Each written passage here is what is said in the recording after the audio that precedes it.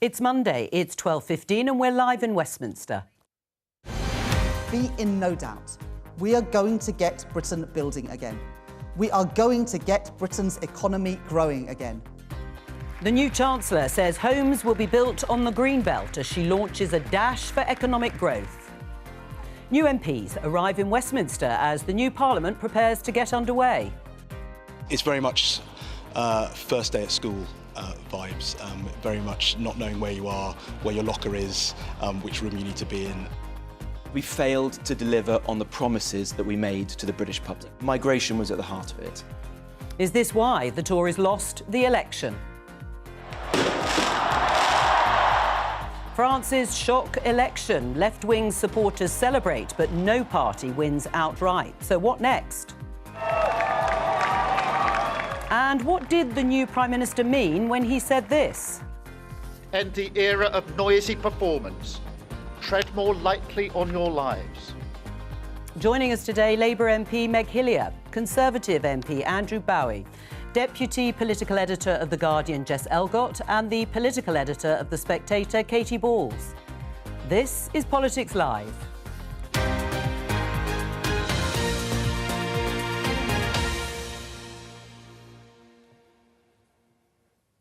And welcome. So, Keir Starmer, the new Prime Minister, you saw there in the headlines, giving a speech on the steps of Downing Street, having been asked by the King to form a new government. In his short speech, he asked and put two thoughts forward. He said his government would be unburdened by doctrine and tread more lightly on people's lives. Meg, what did you take that bit to mean? Look, I think one of the basics of politics is that people should be able to have a home, a roof over their head, a good job, an opportunity to, enjoy life. And lately, recently, that has been very difficult with mortgage rates going up, with rents really high, a lot of people homeless, jobs and the insecurity around those, the 0 hours contracts, all of that. And I think he means giving you the opportunity to make your own decisions, to have the power over your own future. I mean, it was interesting, Andrew, because it wasn't the sort of thing you'd necessarily associate with a Labour Prime Minister, because there are implications of big or small state. What did you take it to mean?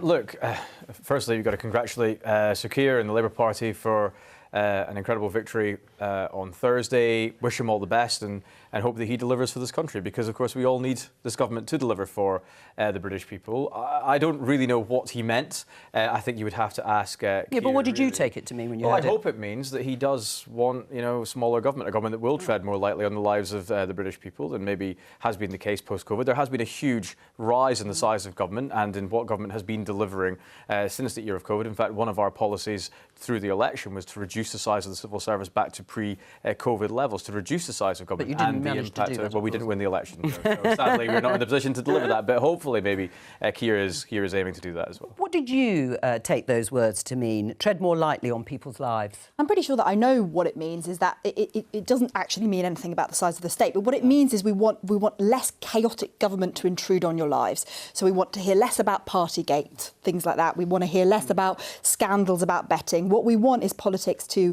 affect your life. So we want to. I don't think you'll hear any less kind of campaigning on, how the government is delivering change. They have to do that if they're going to try and hold this very fragile coalition of seats together. But what they're trying to say is we're going to end the idea of politics as theatre. And you see that in the way he's appointed his cabinet. There's no surprise appointments. There was no surprises in the manifesto. It's just sort of straight politics. And I think that's what he's going to try and achieve. Do you agree? Yeah, I think that you look at the way Labour have attacked the Tories, and they think one of the most effective attacks is Tory psychodrama. And treading more lightly is effectively saying the pantomime of politics will end under us. Now, easier said than done. Rishi Sunak tried to say that politics would be less loud and soap opera under him, and it didn't quite work out that way because there is a party. I think Keir Starmer is in clearly quite a strong position to do that, given the mandate. There are still some surprises. We didn't see James Timpson coming as a prison minister. Some of the outside appointments. But I think it's not the shock and awe type of antics that we got under Boris Johnson and Dominic Cummings. So surprises like that were good, well thought through appointments. So it may be been a surprise to the British public, but someone like James Timpson, with all his experience, can just only be a welcome addition to government. And so it shows there's some real thought in terms of the preparation for this day, the day that we won. But could we expect perhaps a slightly more boring government in the sense, as a contrast to what we've had before? Well, yes, certainly. I mean, the drama, I mean, what came up on doorsteps a lot was Partygate and then the gambling scandal. These things just made it look like politicians were talking to themselves, in it for themselves. And Keir Starmer's very clear. He set out very clearly the high bar and standards that he also wants to see from everybody in the Parliamentary Labour Party and in government. Keir Starmer is continuing his tour of the United Kingdom, visiting all parts, as he said he would do. Also, in that speech, you can see here he is meeting Michelle O'Neill in Northern Ireland, in Belfast. A lovely sunny day there on the steps of Stormont, and that will continue today. He's also pledging to meet all the Metro mayors too. We're going to speak to our correspondent who's inside Parliament in a few minutes' time, because, of course, there are dozens of new MPs arriving at the Palace of Westminster to sort out all their administrative needs, requirements, passes. You will know all about that, you too. Perhaps a slightly more distant memory for you, Meg Hillier, when you won your seat. But we'll go inside the Palace of Westminster in just a moment. Let's show you the front page here of the Daily Mail and talk about the speech that Rachel Reeves gave earlier this morning. The Daily Mail: Reeves, Shadow Chancellor, I'll rip up rules on planning within days. Her first major speech. Well, she hasn't had that much time, so her first major speech, and she announced, amongst other things, unsurprisingly, the return of compulsory house building targets. The draft National Planning Policy Framework will also end the de facto ban on new onshore wind turbines. Let's have a little listen to part of what she had to say. It will still be, in the first instance, up to local communities and local authorities to decide where housing is built. But we will bring back those mandatory housing targets, so the answer cannot always be no. So it'll be up to local communities to decide where the housing is built, but it has to be built. If the answer is always no, we'll continue as we are. And continuing as we are means living standards continuing to decline, and it means public services continuing to deteriorate. I'm not willing to accept that status quo, and so we've got to get Britain building. Very firm in her insistence there about the mission. Let's speak to Sam Stafford, Planning Director of the Home Builders Federation. Welcome to you, Sam. First of all, what is the Green Belt? The Green Belt is a land use designation. It was principally designed and its boundaries drawn decades ago to prevent settlements from merging into each other. What it isn't is land of any recreational or landscape amenity value, which is obviously what many people think it is. Rachel Reeves says she wants to sort of change the assumption in many parts of the planning system of no. Will that radically change the current situation in terms of obstacles to house building? Yes, it's a very positive sign of intent. I mean, what the Grey Belt announcements have been conceptually is recognition, and Labour have said as much, is recognition that we cannot build the homes that Britain needs without land currently classed as Green Belt. And if you compare that with the approach adopted by the previous administration, it's really quite striking, because in December, the National Planning Policy Framework was changed to effectively shut down any need to amend the Green Belt boundary to meet local housing need. So that's really quite striking. And I think in framing this construct as Grey Belt, it's perhaps encouraging people to think about what they do actually mean by Green Belt and the value that it does actually have. Sam, there are campaigners, as you know, who feel that housing targets can be met by expanding in cities. Do you disagree with that? Well, it's just empirically a state of fact, Jo, that there just isn't the land within major towns and cities to meet housing need in its entirety. A planning consultancy called Lichfield 2 years ago reviewed every single brownfield register in the country and concluded that if every single brownfield site came forward, there'd be the capacity for about 1.4 million homes, which is a third of the requirement that that Labour have set out to achieve.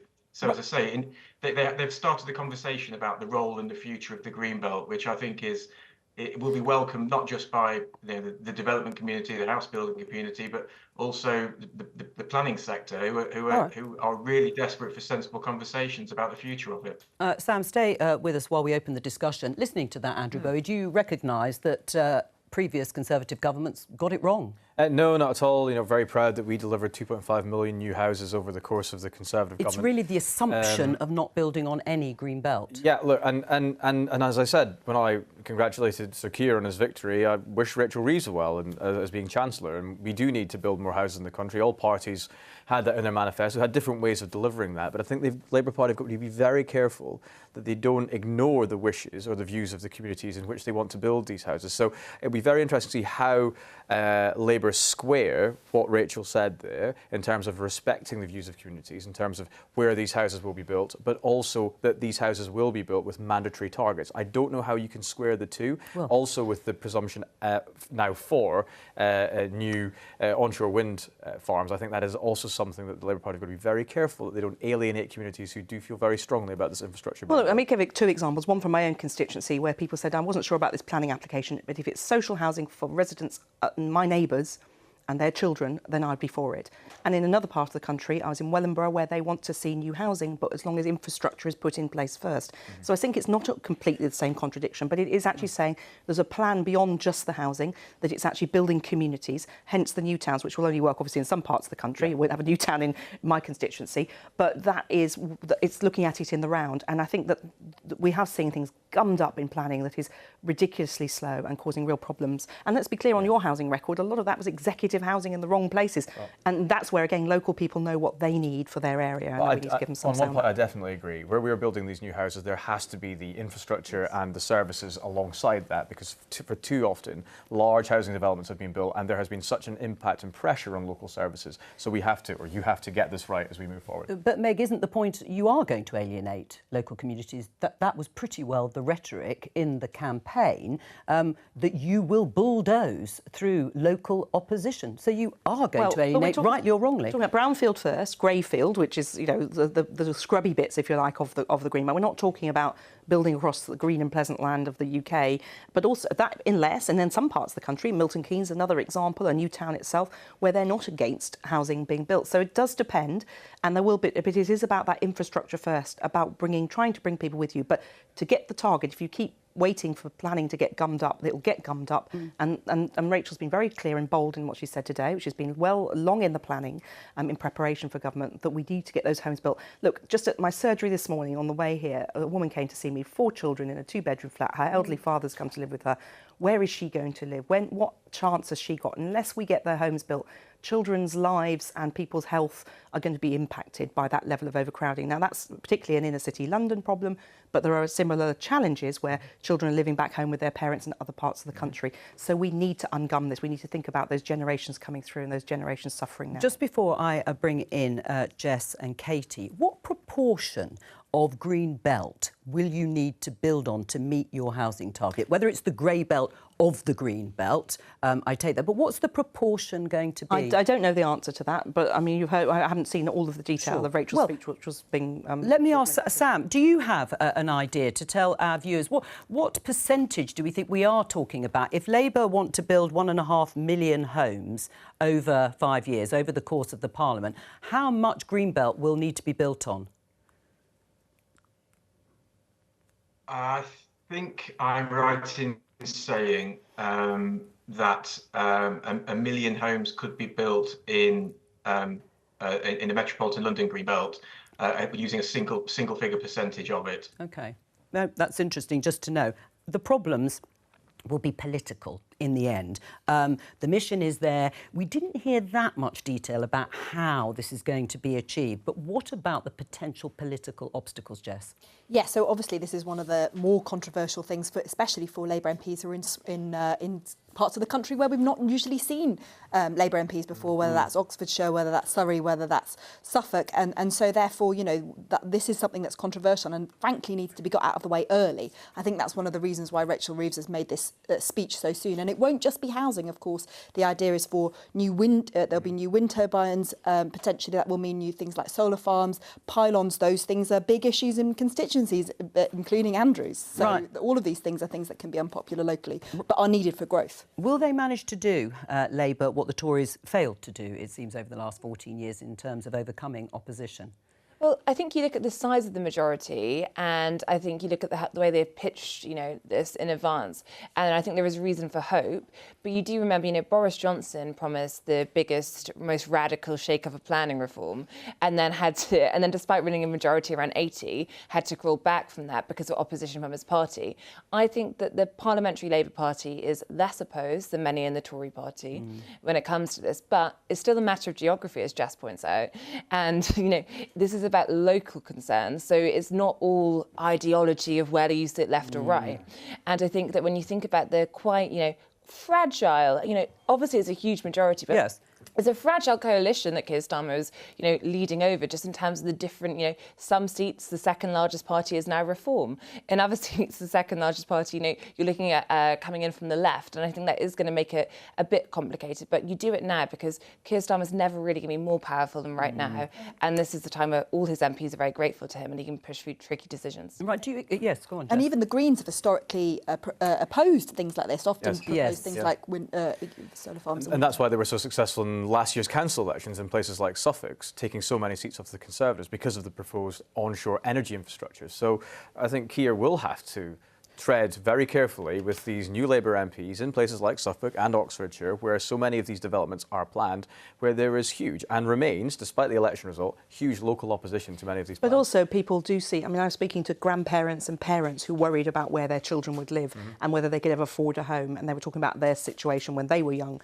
So there is that sense of generational injustice that comes through with older generations too. And actually, you know, when I've gone to other parts of the country and people, they want homes in their village or their town, but often they say for local people rather than people coming in with second homes and so on. So I think there is a way of calibrating this, and we've got, frankly, a really talented cohort of MPs, some of them very young, who will be able to make this case, I think, in their area. But what about the detail? A critic, a cynic, might say you could have had more detail in that speech from Rachel Reeves. There was nothing in there except, it's true, the emphasis away from no to planning applications. There was nothing in there about how it's going to be achieved. Private investment obviously doing all the heavy lifting. Well, I think that part of it is that there's clearly a plan to get out there in the early days with Keir travelling, to other parts of the UK, with David Lammy travelling to get out some of the mood music, if you like, of what a Labour administration will deliver. But look, you've got Angela Rayner in her department, obviously responsible for planning overall. There's consultations that legally have to take place, so that there's a lot of sort of the boring mechanics of government that has to happen for this to be delivered. And it would, I think, be difficult to preempt that from opposition. However well-resourced an opposition is, it's not going to have been able to get to the detail of that without going through the proper processes. And I think, Keir's been very clear. He wants to govern properly as well as delivering on these. I mean, Michael Gove himself said the housing system was broken. He being the former Housing Secretary and Secretary of State for levelling up.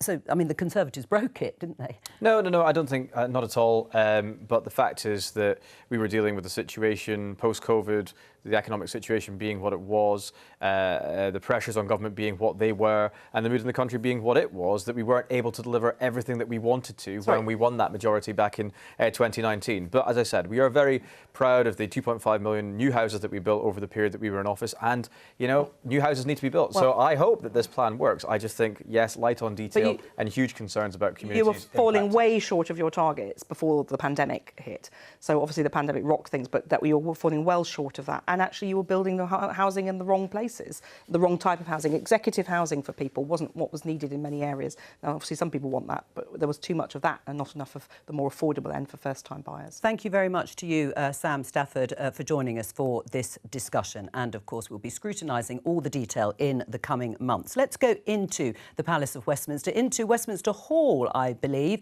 the oldest part of Parliament, and we can speak to the BBC's political correspondent, Nick Eardley. No, we can't. We've lost him. We'll come back to it in a moment. But actually, before we do try and get connection with him, give us recollections briefly of your first day. Can you remember? When was it? It was 5th of May 2005. I was elected, and so I was in Parliament the Monday after that, and so that would have been the 7th, 8th, 9th of May. It took 2 months to get in office.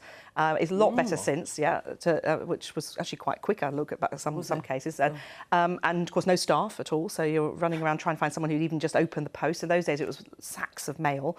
Now it's just email inboxes really overflowing. Yeah, so what we all now do is there are now committee rooms set aside with workstations. But I've offered a home to 3 newly elected MPs to come and squat in my office, so that they've got a little bit of space and a little bit of support from my staff just to help them open their emails. Yours was more recent. Yeah, 2017. So the big difference between Meg and my election was that by the time I came in, there was sort of a formal induction process, sort of delivered by the House and by the government whips, as it was at the time. And Meg's absolutely right. One of the first things you're given when you come through the door is your iPad or your laptop, and you open it up. And it had only been sort of, 48, 72 hours since you'd been elected, and there were already 40, 50 emails asking you to sort whatever issue it was that the certain... And no staff to do it. No staff to deal with it. So things I think have even improved since 2017.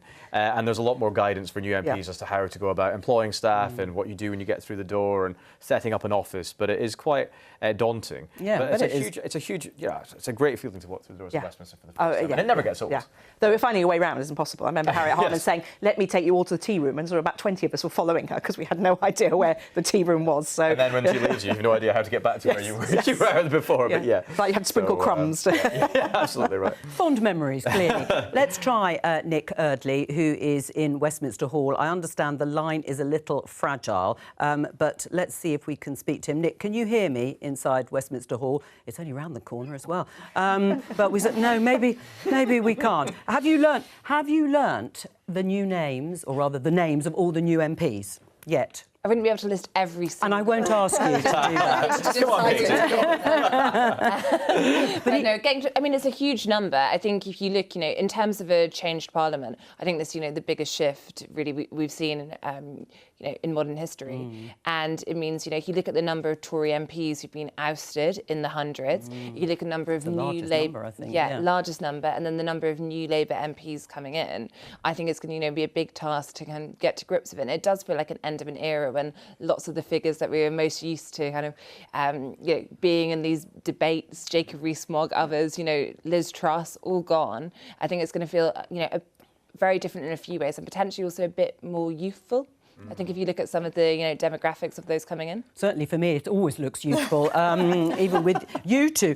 In terms of new government appointments, there was a little bit of disquiet that he was a little sluggish, let's put it that way, Keir Starmer, at appointing ministers of state. So those are the ministers sort of beneath the secretaries of state. Why has that taken so long? We have had some new appointments today. Yeah, there are some new ones that are coming through. Peter Hendy, as the chair of Network Rail, is going into as a transport minister. But I think the thing that's piqued most people's interest is Emily Thornberry, who was the Shadow Attorney General, didn't get the appointment. In a way, it's understandable that Keir Starmer, previously a human rights lawyer, would want to appoint a human rights lawyer into that job. But, she obviously hasn't been offered anything else yet. No, I'll come to Meg in just a moment. We're going to try and persevere and see if we've got Nick Eardley. Ah, yes, I think we have. He's looked up. Nick, finally, from Westminster Hall. You've had about 3 introductions. What's it been like there? We've had quite a full discussion about new MPs, but what's it felt like there? It's actually quite quiet just now, Jo. I guess all the MPs are getting their tours at the moment, trying to figure out where everything is in this crazy building. They are all being buddied up with someone who knows the building well to show them around where the tea rooms are, where the offices are, where Portcullis House is, and things like that. There are going to be a lot of them over the next couple of days, though. It's an extraordinary number of new MPs, 335 people who've never been MPs before, going to be introduced in the next few days. 15 returning as well, who were MPs before, lost their seats, and came back. I've seen one of them already. Heidi Alexander was here yes. not long ago. She's a minister again. She's been given a ministerial job again. Right. And what about the choreography? We're looking at pictures now of MPs. I think a lot of them Liberal Democrats, because, of course, their tally is pretty impressive compared to the last Parliament, also arriving, getting their name badges so they can remember who they are, and so can everyone else. But, Nick, what happens in terms of choreography in the next week or so about people being sworn in, the state opening of Parliament and so on? That will happen today, tomorrow. The MPs start to get sworn in. They'll elect a speaker first, and then they all have to take the oath before they can actually sit properly in the House of Commons. No real business happening at the moment. It's all the kind of procedural stuff. It'll be next week that we get the state opening of Parliament, where the King turns up and we get the list of the bills that the new government is going to try and get through, or will get through actually, given the majority it has now. Today, though, is all about the formalities. So the MPs are arriving here, they get their induction. I think I was hearing Andrew saying as soon as they get their email, they get dozens of lobbying emails through. They're also getting panic alarms now. That's a new thing, that all MPs are being offered panic alarms, given the security situation that many are facing. Right, we were just discussing some of the new government appointments after perhaps a slow start in terms of appointing ministers of state. But Jess Elgott here was saying notable by omission is Emily Thornberry, the former Shadow Attorney General. Yeah, she's off back to the backbenches.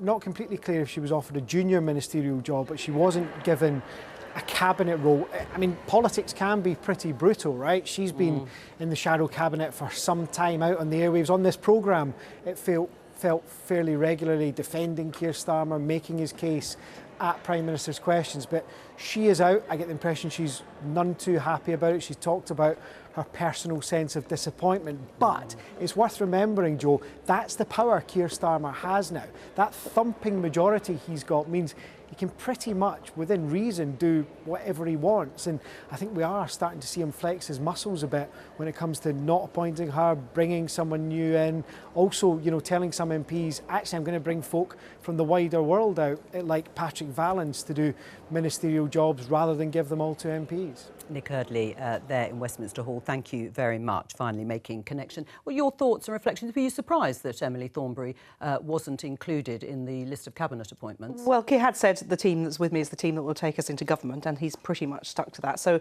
yes, I think it came out of the blue for everybody. I mean, it's a huge job being Attorney General. Clearly, he has views about how he wants that to be played.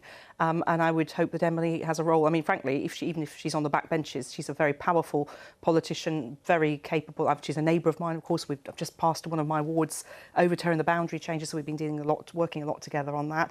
I think she's got a huge amount to offer the UK political system wherever she is. Right, so are you disappointed then that she hasn't been included as not part of the top team? Well, I would have thought maybe she would have got another job, but I haven't seen the full list of appointments. I don't think they've all been made yet, so we'll wait and see. All right, yes, we will. We haven't had the full list just yet. Let me just show you this headline here. A big part of the campaign, certainly for the Conservatives, this was the Rwanda scheme on small boats. Starmer confirms that the Rwanda deportation plan is dead. At his first press conference on Saturday, since entering number 10, Sir Keir Starmer, the Prime Minister, said the Rwanda scheme was dead and buried before it started. What's going to replace it, Meg?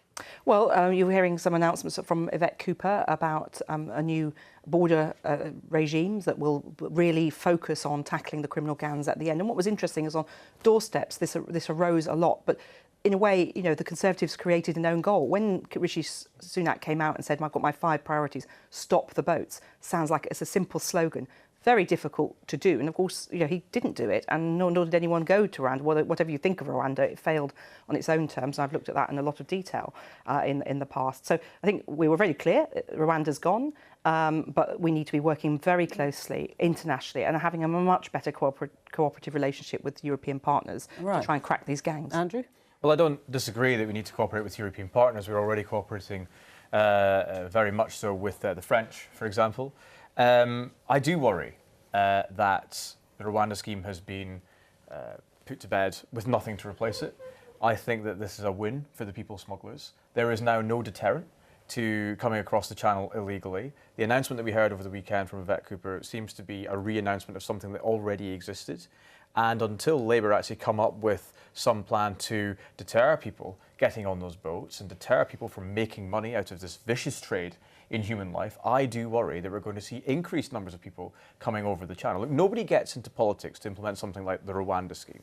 It wasn't at the top of our list of things to do when we came into government, but we did it because it was necessary. We needed a deterrent. We spent hundreds of hours in Parliament, millions of pounds of taxpayers' money, and not least the man hours in the civil service to get it right. We finally got it through Parliament, enacted into law, and wanted to see planes taking off this summer. That will now not happen, so we need to hear pretty quick what the Labour Party are going to do in its place to ensure that there is a deterrent and that people will be prevented from getting on those boats in the first place. Well, Meg, just to respond to this headline in the Times, migrants referred to Starmer as friendly one, says ex-border chief. It's the former chief immigration officer for Border Forces, criticised Sir Keir Starmer for dropping the Rwanda migrant scheme because he said there'd been a lot of unease, so he says, in camps in northern France, worrying about being sent to Rwanda. And now it's been reported that they see Keir Starmer as more friendly in terms of allowing asylum seekers to claim asylum here and stay. I think one of the key points you just made, there's the camps in northern France. We need to be working much further downstream. And it's not that people are not getting on boats because they're not desperate, but they are. And the idea, though, that they're following every twist and turn of UK policy when a trafficker is taking money off them, I think isn't just not the case. But we need to make sure that we're stopping people getting to France in the first place, which means international cooperation and collaboration. I was an immigration minister years ago. I know what a lot of the challenges are.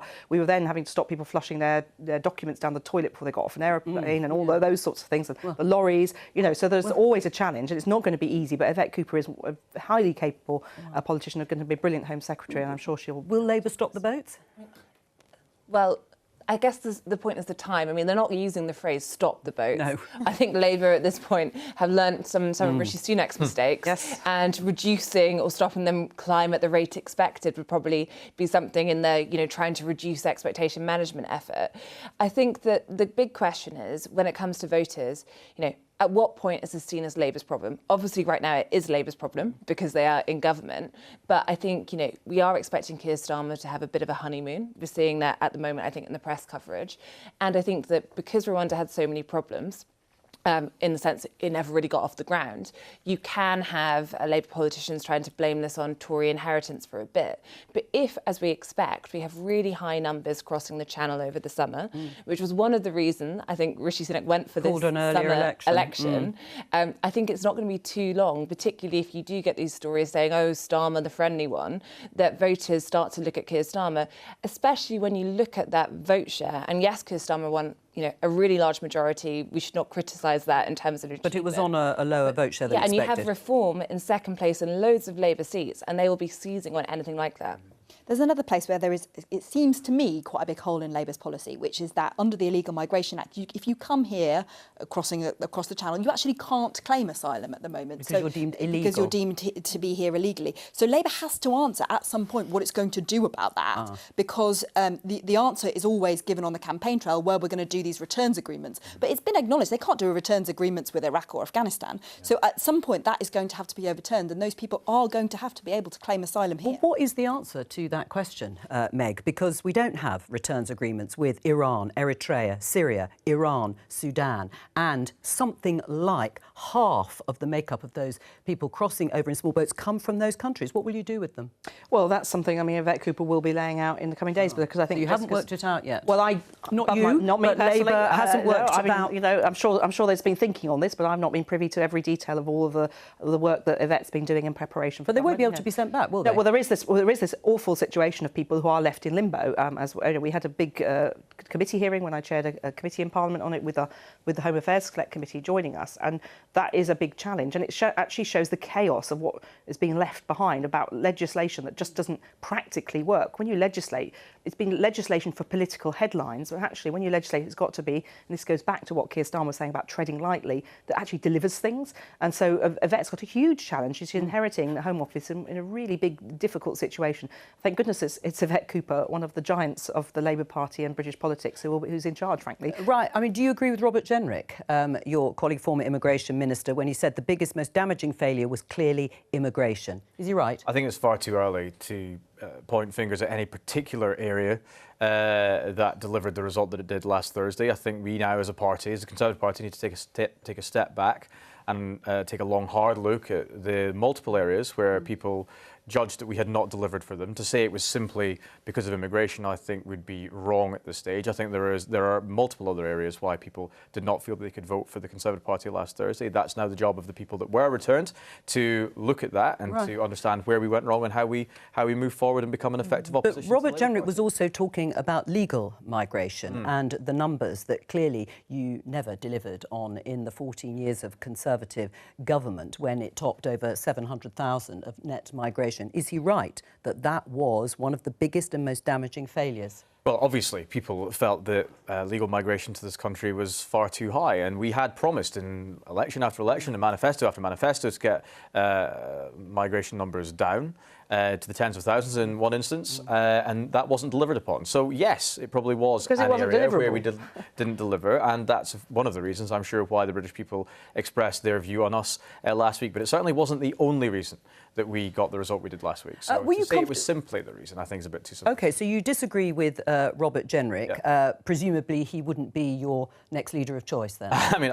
again, we now need to take a step back and examine where we are, how we got here and where we move next. I don't think lurching straight into a leadership election would be helpful for the Conservative Party, helpful for the country, and I don't think it would be conducive to good opposition if representatives came on and expressed their preferences for the next leader as early as this. So you would like Rishi Sunak to stay on for as long as is needed? I think Rishi should, and I think will, although I've not spoken to him, stay on for as long as is required to get a leadership election up and running, to determine what we need to do to build into an effective opposition and hopefully return to government in 5 years' time. That, of course, is the aim of the Conservative Party moving forward. Can you give me any idea of sort of timescale? Are you thinking to the end of the year that Rishi Sunak should stay on and that you should, as you say, take your time? These are all decisions for bodies such as the 1922 Committee, the party board. All of these organisations will be meeting over the next few... Look, these are all decisions that are not for me to take. They're decisions for the 22 and others, and they will be making those decisions in the next few days. Right. Were you always comfortable with the targets on legal migration, on promising reducing it to the tens of thousands, on stopping the boats? Were these things that you personally were comfortable with? Yes, because they were what the British people wanted to see. It was quite clear that the British people felt that migration was far too high, that immigration to this country was far too high, that the pressure on services in parts of the country was far too great, and that we needed to get a grip on that. And, you know, the British people are very fair and reasonable, and of course we always welcome people into this country that will contribute and make a positive difference to this country. But for far too long, I think people felt numbers were too high and the pressures on the services in their local areas were far too great. And so, yes, I was comfortable with it. In terms of the timescale, what are you thinking in terms of how long Rishi Sunak stays on and a new leader is put in place? I think it's a live debate in the Tory party right now, because you have some, such as Andrew, saying we need time to process. If we lurch into a contest now, you know, some whispering, will the Tory party end up with their version of Jeremy Corbyn by the end of it? A leader, and by that I would define it from their perception as a leader which, you know, doesn't gel with parts of the parliamentary party and they think veers too much, in this case, to the right. But then you do have some in the party saying, if we really let this whole thing drag out for a really long period of time, are we going to end up in a situation where Nigel Farage is now an MP, he's stomping around the House of Commons, he's got his four colleagues in the Reform Party, and he can start to say what he said on the campaign trail, which is he is the official opposition. So is it a bit of an open goal in that sense? And I think that gives you a sense of the debate. I think there are more MPs who want to, probably I've spoken to, want to delay things a bit. But there's a question about how long does Rishi Sunak really want to be an interim leader for? I think if you get to the point where you need another interim leader, that could focus minds about actually getting to a contest rather than going through this many times. All right, we're not the only country, sorry Jess, having elections. Of course, they've been taking place across the Channel in France. We're joined by the BBC's Europe editor, Katia Adler, who is in Paris. Katia, hello to you. Explain briefly the context of this election and what happened yesterday in the second round. Well, what happened immediately after the second and decisive round was an enormous sigh of relief amongst France's international allies in Washington and in Brussels as well, and amongst those in France who had wanted to prevent Marine Le Pen's party, the National Rally, from getting enough seats in Parliament to be able to form a government. But in the cold light of day today, and I'm just outside the French Parliament, France looks like a mess. I mean, there's political turmoil here. No one bloc was able to get enough seats in Parliament in order to be able to form a government. Emmanuel Macron, as president, is severely weakened. His bloc lost a third of its votes, and this country is deeply divided. You had a third of the country who still believe that Marine Le Pen's party has the answer to France's problems. They insist they're not racist, they're protectionists, they're nationalists, who believe you need to put France and the French first, considering the cost of living crisis that exists in this country. And they feel robbed of a victory yesterday because the anti-Le Pen forces clubbed together, many people voting tactically to keep them out. So then you have 2/3 of France, people who went to vote yesterday who wanted to keep Le Pen's party out but can't agree how to govern France. And that's where we are today. And it's easy to get caught up in all of those inner political details, but we've now got coalition building and arguing going on. How does that help the French people who very clearly said they were fed up with Macron's government? That's why his way of governing, that's why he called these snap elections, who are worried about migration, who are worried about inflation, the cost of living crisis and inequality of this country. The bickering going on now in political circles doesn't help them. Right. Well, if it's a mess, as you describe it so eloquently, and there is deadlock, and we're not sure exactly which direction French politics or Parliament is going to go in, what does that mean for a new government here in the UK? We've just been discussing on the panel that actually when it comes to issues like immigration, particularly small boat crossings, well, who are they going to talk to while all of this is being worked out in France? It is a very good question. I mean, under the French system, the constitution allows the president to take on powerful role when it comes to defence and security and foreign policy as well. So we've got this NATO summit coming up this week in Washington. Emmanuel Macron is expected to be there, along with Keir Starmer as well. It's an opportunity for Keir Starmer to have bilateral meetings with EU allies and say to them, one-to-one, this is a new era in EU-UK relations. When it comes to small boats, obviously, with all of this going on, President Macron and his caretaker government, as it is, they don't have the power and they don't have the mind space to concentrate on anything like that at the moment. In the broader picture, though, the EU wants a closer relationship with the UK. But what does that mean in practice? I think defence and security, that's the easy one. That's the low-hanging fruit. Keir Starmer wants it. The EU wants it as well. They've already been working together, the EU and UK, on Ukraine, on sanctions against Russia, and that has helped ease relations between the two sides since those bitter Brexit negotiations. That's something that Keir Starmer can definitely work on. When it comes to trade, though, there is no appetite and, again, no mind space in the EU to reopen the trade negotiations, and a very clear message from Brussels as well. No cherry picking. If you want a better deal with us, you're going to have to align more closely with our rules as well. So we could see some one-to-one agreements coming up, but I think for now there'll just be a concentration on good relations and building trust again. Katia Adler in Paris, thank you very much for that. No cherry picking. You would have to give something in order to get that closer relationship on trade. Well, this is one of the big challenges that faces this new government. We've got to have some better relationship, because I have got businesses in my constituency that have been hammered by these trade deals. I've looked at a lot of it on the Public Accounts Committee, which I used to chair. Would you be happy, Meg, to have oversight from the European Court of Justice? Perhaps no, this is something that this has all got to be. This is the position now. But we've got this big diversion in France, which is pretty critical actually to these negotiations because it's such a big player in the EU.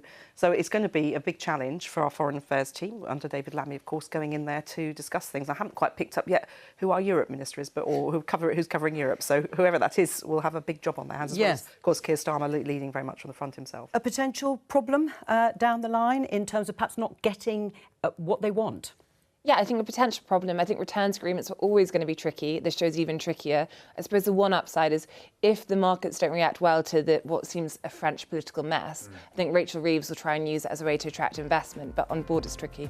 Just a few Yeah, seconds. and certainly, yeah, I think that's one of the big challenges coming ahead. And Nick Thomas-Symonds, I think, is the man who's going to have that particular joy. Over the course of this. Well, thank you very much, and thank you to all of my guests. It's good to be back on the first Monday of this new term, and I'll be back tomorrow with more Politics Live at 12:15 here on BBC Two in the iPlayer.